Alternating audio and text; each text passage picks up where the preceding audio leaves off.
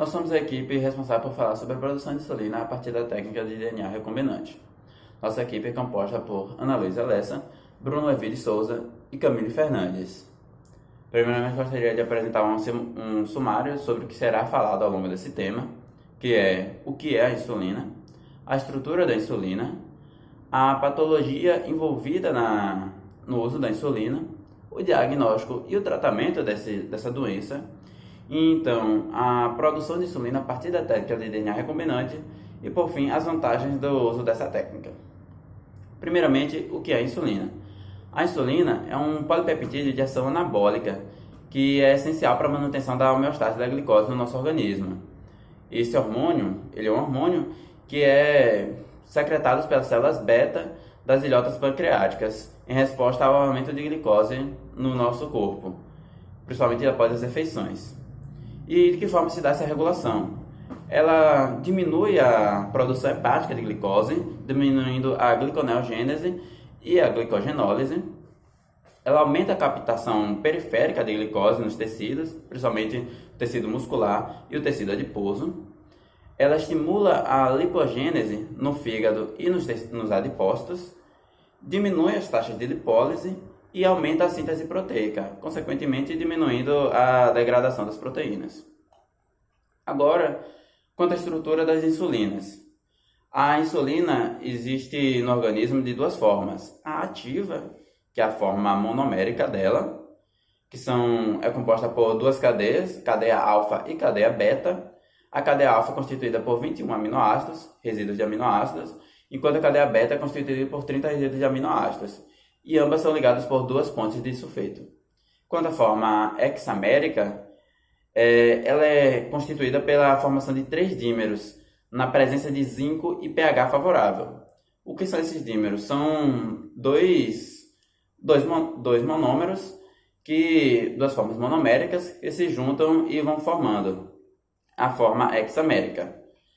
E quanto mais aumenta o grau de concentração desses hexâmeros nas células beta, mais vai condensando e se mantendo estável. E então, quando essas células beta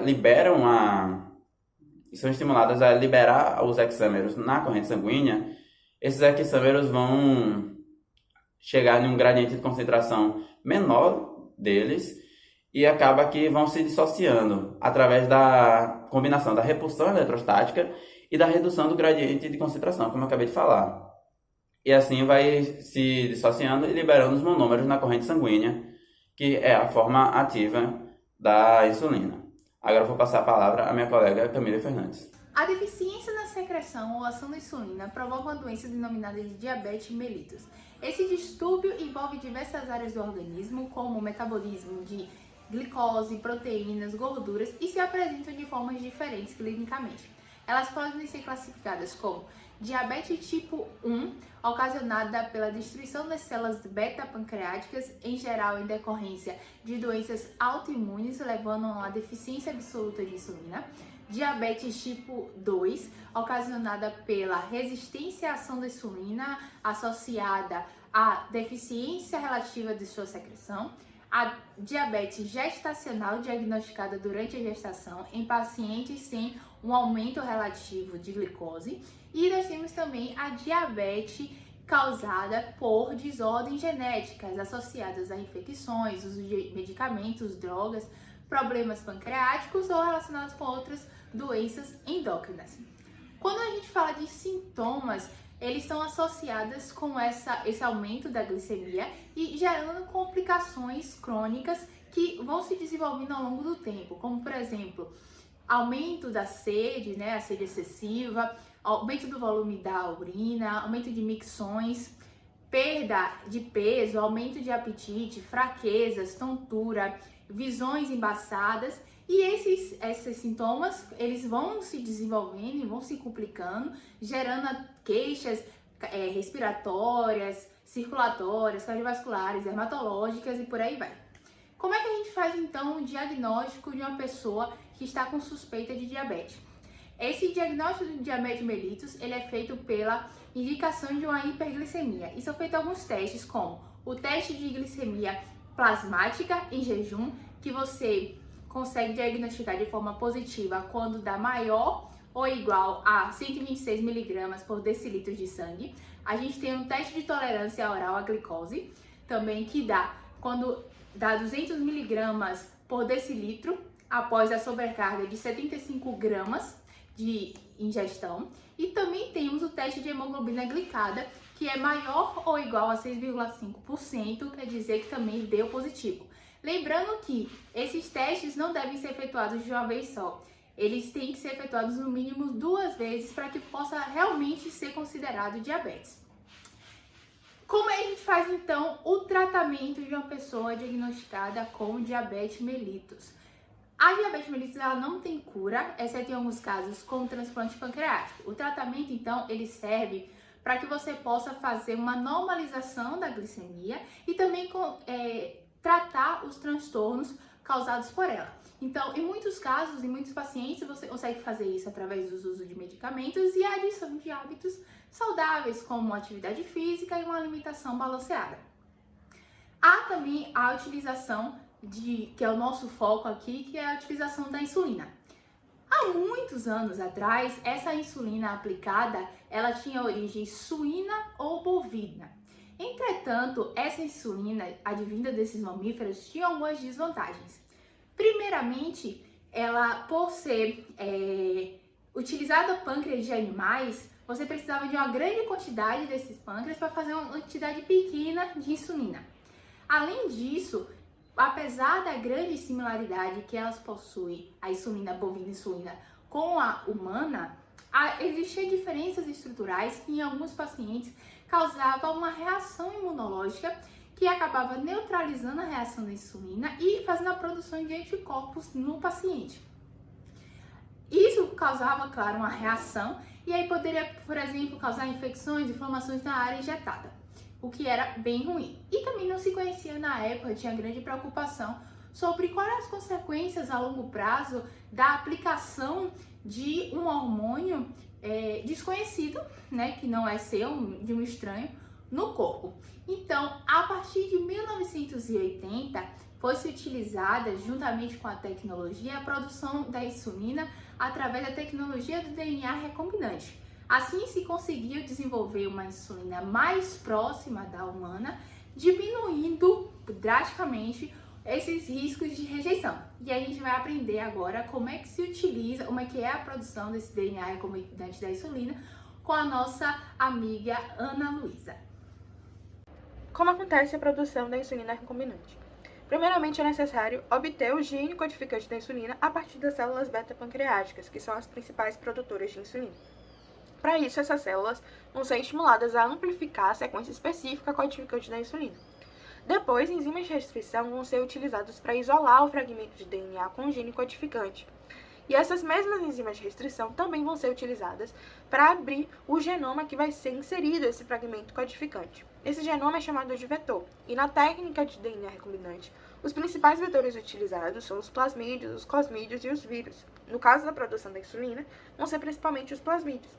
Esses vetores têm a característica de autorreplicação e também possuem genes de resistência a antibióticos que vão ser utilizados no processo de purificação.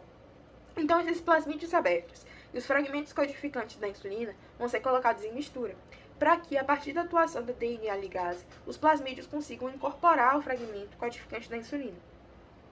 No final, essa mistura conterá DNA recombinante e também DNA não recombinante, que são os plasmídios que não conseguiram absorver os fragmentos codificadores da insulina e voltaram à sua configuração inicial.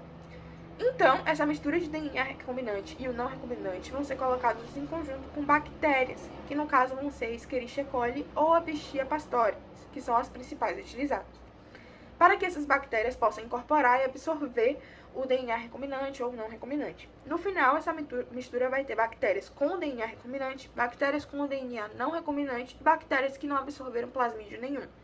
Então, precisamos agora fazer uma purificação dessa mistura, para isolar somente as bactérias com DNA recombinante. Então, essa purificação vai acontecer em 2 etapas, com 2 antibióticos diferentes. Na primeira etapa, vamos expor essas bactérias, por exemplo, à ampicilina. E aí as bactérias que não absorveram plasmídio nenhum vão morrer porque o seu gene de resistência não existe, já que ela não absorveu nenhum plasmídio. Depois, as bactérias com DNA recombinante e o não recombinante vão ser expostas ao segundo antibiótico, que nesse caso vai ser a tetraciclina. As bactérias com o DNA não recombinante vão conseguir se dividir, formar colônias, já que seu gene de resistência à tetraciclina está intacto, enquanto as bactérias com o DNA recombinante não vão conseguir se dividir nem formar colônias, porque o seu gene de resistência à tetraciclina foi inativo com a inserção do fragmento codificante da insulina. Então, essas bactérias vão ser identificadas, isoladas e colocadas em fermentadores, onde vão ser estimuladas a expressar o DNA recombinante e a formar polipeptídeos. Esses polipeptídeos vão ser extraídos e vão ser processados em insulina humana normal. Quais são as vantagens dessa técnica do DNA recombinante? Nós temos 3 vantagens principais. A primeira vantagem é o menor risco de contaminação, já que a exposição a agentes contaminantes e agentes infecciosos vai diminuir, porque eles estão principalmente presentes nas proteínas purificadas dos animais. Temos também o menor risco de rejeição, já que a estrutura da proteína produzida pelo DNA recombinante é muito mais parecida com a da insulina humana. E a vantagem do menor custo de produção a longo prazo, já que a quantidade de insulina produzida a partir da técnica de DNA recombinante é muito maior em comparação com a quantidade de insulina produzida a partir de uma certa quantidade de pâncreas animal. Também temos algumas novidades na produção de insulina recombinante, que é a produção de insulina recombinante a partir de células vegetais. Com o avanço das técnicas de manipulação genética, os pesquisadores descobriram algumas plantas que estão mais suscetíveis a manipulações. As plantas que sofreram algum tipo de manipulação genética fazem parte do grupo dos organismos geneticamente modificados ou transgênicos. No caso da insulina recombinante, as principais plantas utilizadas para a produção são alface, batata, feijão e tabaco. E elas estão sendo muito estudadas porque foi descoberto que as células vegetais são capazes de produzir proteínas recombinantes com uma ação muito parecida com as células originais. Essa técnica ela apresenta 2 vantagens principais. A primeira é que, como não há risco de contaminação, o custo da purificação ele é muito menor e às vezes até inexistente. E as insulinas recombinantes produzidas a partir de plantas vegetais são muito mais estáveis e possuem uma vantagem na estocagem e no transporte. 2 novidades nessa produção a partir de células vegetais são a insulina produzida pelos alfaces e a insulina produzida a partir de pagens verdes. No caso dos alfaces, está sendo principalmente a produção de insulinas em cápsulas, que são estudadas como a chave principal para a solução e tratamento dos diabéticos dependentes de insulina.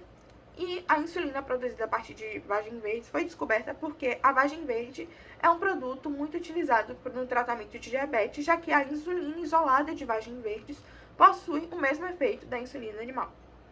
Essas são as nossas referências e qualquer dúvida coloquem no fórum.